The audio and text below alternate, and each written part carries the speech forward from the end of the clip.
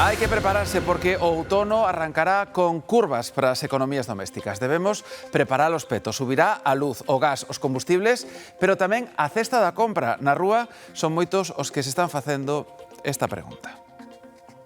Pues qué buena noticia me das. ¿Subirán los sueldos también? Pregunto yo.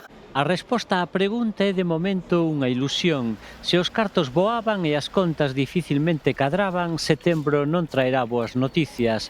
Os petos volverán porse a proba coa volta de vacacións. Suben os prezos, pero o salario sigue manténdose igual.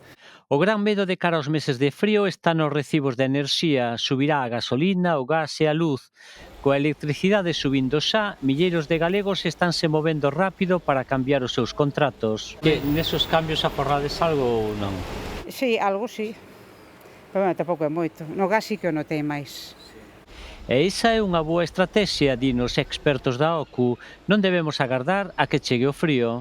La primera cuestión es revisar la tarifa que tenemos. Hay que comparar con las que hay en el mercado. Pero o golpe non queda aí porque comer hai que comer. Ir ao supermercado está a ser un pouco máis difícil cada día. Unha barbaridade, cada vez que vais ao super é imposible recordar os prezos.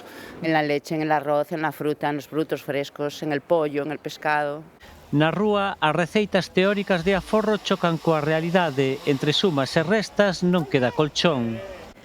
Pois, amejiño. No, nada. Nada.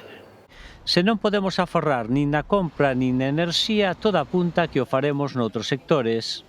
Vas recortando de lo que es realmente ocio. Cocino más en casa, por ejemplo, y me alimento un poquito peor. Na casa, ir andando a traballar, pouco máis. Vivenda e hipoteca completarán este cóctel explosivo que fará de setembro outro mes en pendente.